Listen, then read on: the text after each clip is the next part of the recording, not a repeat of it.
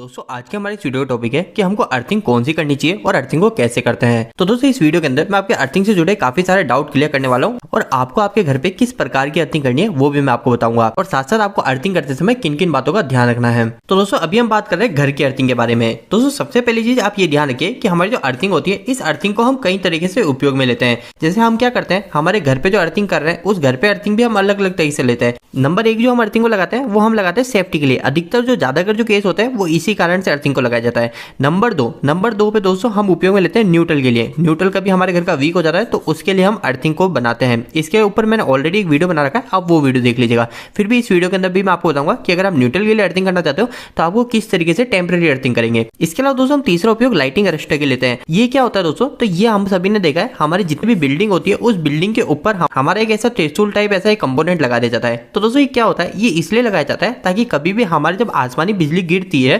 तो वो बिजली जो है वो हमारे दूसरी जगह ना गिर के इसके ऊपर गिर जाए, और अगर वो इसके ऊपर गिरेगी तो हम इसको ग्राउंड कर देते हैं, मतलब इसको हम अर्थिंग कर देते हैं जमीन के अंदर। तो हमारी जो बिजली है वो बिजली कहीं और ना गिर के इसके ऊपर गिर के हमारी जमीन के अंदर अर्थ हो जाती है। तो ये भी सेफ्टी के लिए होता है। तो दोस्तों इन सभी के लिए हम अर्थिंग को करते हैं। पर अभी हम बात कर लेते हैं हमारी जो अर्थिंग की जाती है वो ज्यादा अगर हम घरों के अंदर जो करते हैं वो चार टाइप की करते हैं। या तो हम प्लेट अर्थिंग करते हैं, नंबर 2 पे हम पाइप अर्थिंग करते हैं, नंबर 3 पे दोस्तों रोड अर्थिंग की जाती है, और नंबर 4 पे हम सभी को पता है हम एक हैंडपंप की अर्थिंग करते हैं। हैंडपंप या फिर हमारे जो भी कोई ऐसा नल वगैरह है उससे हम अर्थिंग लेते हैं। तो दोस्तों इन चारों तरीकों को मैं आपको 2-2 मिनट में समझा दूंगा और हमको ये अर्थिंग करते समय किन किन बातों का ध्यान रखना है और कैसे करते हैं वो भी हम समझ लेंगे। तो दोस्तों सबसे पहले हम प्लेट अर्थिंग की बात कर लेते हैं कि आखिर प्लेट अर्थिंग किस तरीके से की जाती है। दोस्तों प्लेट अर्थिंग करें या फिर हमारा पाइप अर्थिंग करें, हमको दोनों के केस में हमारे सबसे पहले खड्डा करना होता है। अब दोस्तों खड्डा कितनी गहराई का करना है, सबसे पहले हमारे मन में यही क्वेश्चन रहता है। कोई लोग बोलते हैं कि हमको 2 मीटर का खड्डा कर लेना चाहिए, कहीं कहीं पे बोला जाता है 3 मीटर कर देना चाहिए। 2 मीटर के हिसाब से हमारे 6-7 फुट होते हैं, 3 मीटर के हिसाब से हमारे 10-12 फुट होते हैं। तो हमको कितना गहरा खड्डा करना है, तो दोस्तों देखो इसका कोई भी ऐसा कोई गणित नहीं है। अगर आप घर के लिए अर्थिंग कर रहे हैं तो आप क्या कीजिएगा, जब भी हम जमीन में खड्डा करेंगे ना तो जब स्टार्टिंग की जो मिट्टी आएगी वो मिट्टी जो होगी वो हमारी थोड़ी सूखी सूखी होगी, है ना, उसके अंदर पानी की मात्रा कम होगी। पर हम जब थोड़ा और गहरा खड्डा कर देंगे तो हमारी जो मिट्टी आ गई वो मिट्टी थोड़ी गीली आने लग जाएगी, उस मिट्टी में हमारा थोड़ा मॉइस्चर आने लग जाएगा। तो जब हमारी मिट्टी हल्की हल्की गीली आने लग जाती है तो वो आने के बाद में आप 1-2 फीट और गहरा खड्डा कर दीजिए, और इतना ही गहरा आपको खड्डा करना है। तो इसके अलावा दोस्तों अगर आपको यह अंदाजा नहीं लग रहा है कि हमारी जो मिट्टी है वो मिट्टी से मैं कितना गहरा खड्डा करूं, आपको नहीं पता चला है, तो आप क्या करेंगे, आप क्या कीजिएगा, डायरेक्ट आपके अगर ज्यादा बारिश होती है, आपकी जो आसपास की जमीन है वो खेती वाली है, वहां पे लोग खेती करते हैं, तो क्या कीजिएगा वहां पे दोस्तों आप 5 से 6 फुट भी खड्डा करेंगे तो भी हमारी अर्थिंग चल जाएगी। और अगर आपकी जमीन ऐसी जगह जहाँ पे किल्लत होती है थोड़ी पानी की, तो आप वहां पे क्या 10 से 12 फीट का खड्डा कर दीजिएगा और फिर बाद में हम अर्थिंग को आराम से प्रॉपर्ली कर लेंगे। अब दोस्तों सबसे पहले हम प्लेट अर्थिंग की बात कर रहे थे। तो प्लेट अर्थिंग के अंदर हमको क्या करना है, प्लेट अर्थिंग के लिए सबसे पहले हमको एक प्लेट लानी होती है, ठीक है। अब ये प्लेट जो होगी इस प्लेट में हमको एक चीज का ध्यान रखना है, ये प्लेट हमारे 3 mm की हमको मोटाई मिनिमम रखनी है। इसके अलावा 3 mm के बाद में हमारे 6 mm की भी आती है, पर हमको 3 mm की हमारे घर के लिए एफिशिएंट हो जाती है। तो 3 mm की आप प्लेट की मोटाई मिनिमम रखिएगा। मोटाई का मतलब जैसे मेरा पेपर है तो इस पेपर की जो मोटाई है ये मोटाई हमारी 3 mm होनी चाहिए उस प्लेट की। अब दोस्तों इसके बाद में कई लोगों के मन में ये क्वेश्चन रहता है, हमने जो प्लेट ली इस प्लेट के साथ में हम क्या करें, इस प्लेट के साथ में हम एक और कॉपर की पत्ती लगाएं या ना लगाएं। तो दोस्तों ऐसा कोई जरूरत नहीं होती कॉपर की पत्ती लगाने की। फिर भी अगर आपके पास पैसे का इश्यू नहीं है तो आप यहाँ पे कॉपर की पत्ती के साथ में इसको बाहर निकाल सकते हैं। अगर आप पैसा खर्च नहीं करना चाहते ज्यादा तो आप क्या कीजिएगा, हमारी जो प्लेट है इस प्लेट में हमारे होल करके नट बोल्ट के सारे एक कॉपर वायर को बाहर निकाल लीजिएगा, ठीक है, और इस कॉपर के थ्रू ही हम घर में अर्थिंग देंगे। अब दोस्तों हमने जो खड्डा किया उस खड्डे के अंदर हमारी इस प्लेट को डाल देंगे, और इस प्लेट के साथ में हमको एक पाइप भी डालना है, और हमको इस प्लेट के साथ में जो पाइप डालना है उस पाइप में हमको ये ध्यान रखना है हमारा जो पाइप है ये पाइप पूरा जमीन पे जाके टच ना हो जाए। ये पाइप में हमारी थोड़ी दूरी होनी चाहिए। दूरी का मतलब हमारे पाइप में 2-3 इंची का गैप होना चाहिए। 2-3 इंच का मतलब ये हमारी जो उंगली की लाइन है ये 1 इंच होती है, इसके बाद में दूसरी लाइन ये 2 इंच, और ये होती है तीसरी लाइन ये 3 इंच। तो ये अंदाजा है हमारा 1 इंच 2 इंच 3 इंच, तो हमको ये 2 इंची की जगह रखनी ही रखनी है। तो ये पाइप पूरा जमीन के अंदर टच ना हो जाए। ऐसा इसलिए बता रहा हूँ दोस्तों क्योंकि जब हमारी अर्थिंग वीक हो जाएगी तो हम इस पाइप के थ्रू ही पानी डालेंगे। तो इस पाइप के थ्रू पानी डालेंगे तो हमारा अगर ये ब्लॉक हो जाएगा तो हमारा जो पानी है वो पानी बिल्कुल नीचे चले जाएगा। तो इसलिए आपको ये ध्यान रखना है 2 इंची की जगह मिनिमम रखनी ही रखनी है। तो एक चीज का ध्यान रखिएगा, प्लेट डालने से पहले आपको थोड़ी सी जमीन को हल्की हल्की गीली कर लेनी है, मॉइस्चराइज कर लेनी है, और उसके साथ में आप थोड़ा नमक और कोयले का मिक्सचर करके डाल दीजिएगा।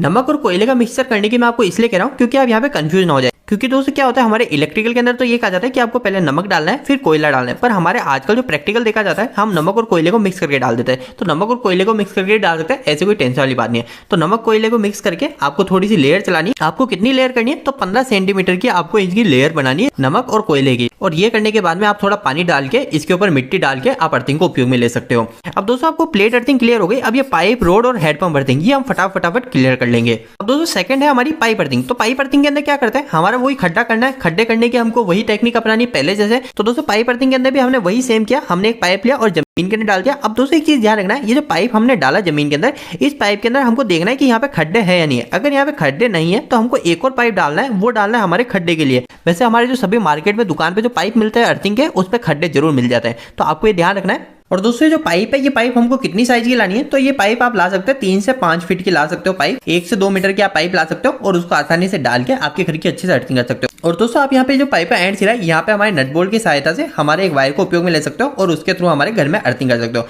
इस तरीके से आपके पाइप अर्थिंग हो जाएगी। दोस्तों कई लोगों के मन में ये भी क्वेश्चन रहता है कि नमक कौन सा रहता है और कोयला कौन सा रहता है, तो इसके ऊपर मैंने ऑलरेडी वीडियो बना रखा है। फिर भी इस वीडियो के अंदर मैं आपको बताऊं तो हमारा जो कोयला होता है वो कोयला होता है हमारा चारकोल। चारकोल मतलब लकड़ी का कोयला हमारे उपयोग किया जाता है। और जो नमक होता है, नमक आप दुकान पे जाके बोलेंगे रासायनिक नमक, या फिर आप बोलेंगे अर्थिंग वाला नमक दे दो, या फिर अगर अपन देसी भाषा में बोलेंगे तो हम इसको बोलते हैं खड़ा नमक। ये क्या थोड़ा सा मोटा मोटा नमक होता है, ये हमारा बिल्कुल पीसा हुआ नहीं होता, तो एक खड़ा नमक बोल सकते हो। तो इस तरीके से आप नमक और कोयले को ला सकते हो। अब दोस्तों नेक्स्ट अर्थिंग हमारी रोड अर्थिंग। दोस्तों ये जो रोड अर्थिंग होती है ना, ये सबसे आसानी तरीके से की जाती है। रोड अर्थिंग क्या होती है दोस्तों, एक तरह से आप इसको ये भी बोल सकते हो, हम इसको टेम्परेरी यूज कर लेते हैं।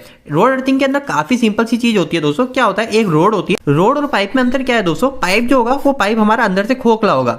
जैसे हमारे ढक्कन है तो ये ढक्कन अंदर से खोखला है, तो ये पाइप है। पर हमारा जो रोड होगी वो रोड पूरी अंदर से भरी हुई होगी, ठीक है। तो ये रोड जो होगी वो रोड पूरी अंदर से भरी होगी। इसमें क्या होता है दोस्तों, हमारे पास एक रोड होती है और वो रोड हमारी नीचे से नुकीली होती है। तो हमको कहीं पे भी अर्थिंग करनी होती है फटाफट से टेम्परेरी, तो हम क्या करते हैं, एक हथौड़ी लाते हैं, एक रोड लाते हैं और इसको ठोक देते हैं, ठीक है। इसको ठोक देते हैं तो ये क्या होगी, रोड यहाँ से नुकीली होने के कारण जमीन के अंदर घुस जाएगी और जमीन के अंदर जाने के बाद में ये हमारे अर्थिंग की तरह काम करेगी। और फिर बाद में इस रोड की सहायता से हम घर में अर्थिंग को उपयोग में ले सकते हैं।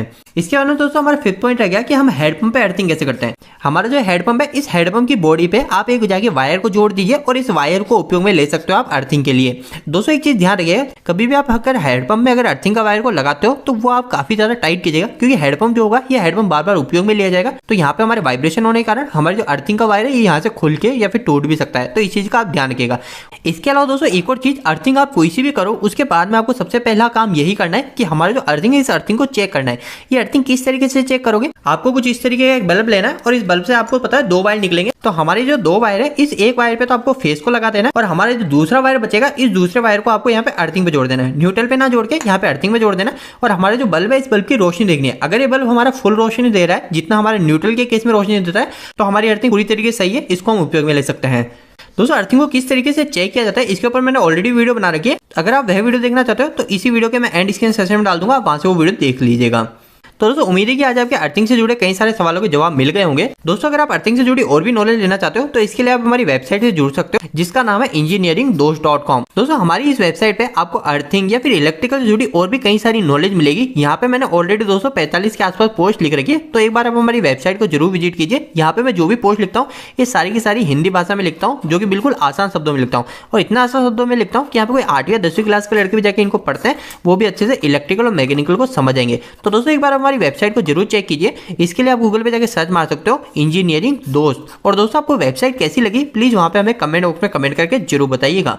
और दोस्तों आपको यह वीडियो कैसा लगा, इस वीडियो को लाइक करके जरूर बताएं। अगर आपका कोई भी सवाल इस वीडियो के प्रति या फिर इलेक्ट्रिकल से जुड़ा तो आप मुझे नीचे कमेंट बॉक्स में कमेंट करके पूछ सकते हैं। इलेक्ट्रिकल की वीडियो अगर आप हिंदी में देखना पसंद करते हैं आज हमारे चैनल को सब्सक्राइब कर लीजिए। आज के लिए इतना ही, धन्यवाद।